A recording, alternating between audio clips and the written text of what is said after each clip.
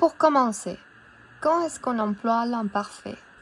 On emploie l'imparfait lorsqu'il s'agit d'une action en cours, mais pas forcément finie, des actions passées ou d'actions habituelles. On emploie le passé composé pour exprimer une action commencée et terminée dans le passé. L'imparfait est l'un des temps verbaux en français utilisés principalement pour décrire une action passée ou une situation qui était en cours de développement, sans insister sur son début ou sa fin. Il est également utilisé pour évoquer des habitudes passées, des descriptions ou des états d'esprit passés. En termes grammaticaux, l'imparfait exprime la durée, la répétition ou l'inachèvement d'une action dans le passé.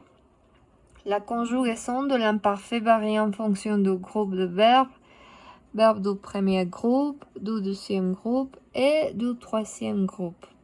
Voici comment la conjugaison générale de l'imparfait se forme. Pour les verbes du premier groupe ER, radical du verbe au présent, plus termination de l'imparfait, AIS, AIS, AIT, IONS, ISZ, AINT.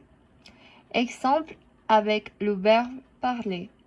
Je parlais, tu parlais, il, elle parlait, nous parlions, vous parliez, il, elle parlait.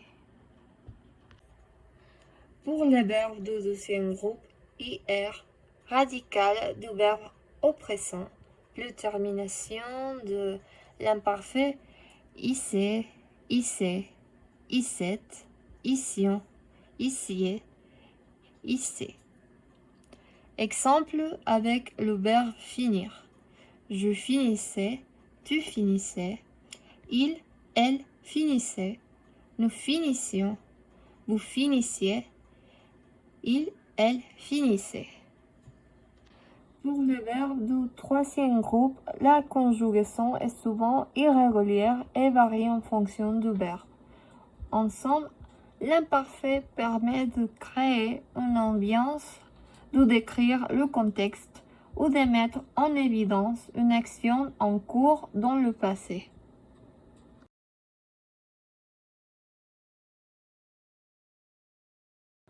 Lettre de Somi le paresseux à son ami Eri la Paulatouche. Cher Eri, j'espère que tu vas bien et que tout se passe bien de ton côté. Ici en Guyane française, la vie suit son rythme tranquille et paisible, comme toujours.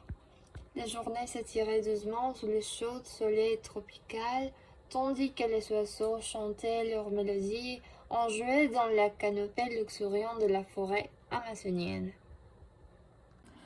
Hier, pendant que je me prélassais dans mon arbre préféré au bord de la rivière, je me suis souvenu des moments mémorables que nous avons partagés au Québec. Les rires et les aventures semblaient presque irréels à présent, comme si le temps s'était figé pour capturer ces instants précieux. Tu te rappelles sûrement de nos explorations dans la forêt boréale alors que nous découvrions le mystère de la nature nordique. Les bruits de la faune nocturne berçaient mes pensées alors que je me remémorais nos conversations animées au coin du feu. Les étoiles brillaient intensement dans le ciel sans nuages comme autant de souvenirs qui illuminent mon esprit. À travers cette lettre, je voulais te dire à quel point je valorise notre amitié et ces moments partagés qui restent gravés en moi. Je me demande comment se déroule ton quotidien en ces moments, entre les saisons changeantes et les paysages pittoresques du Québec. Peut-être que tu pourrais me raconter quelques-unes de tes aventures récentes lorsque tu auras un moment. En attendant, je vais retourner à mes activités préférées, c'est-à-dire me prélasser et observer la vie qui évolue lentement autour de moi. Prends soin de toi et n'hésite pas à m'écrire pour me donner de tes nouvelles. Avec toute mon amitié, Somi.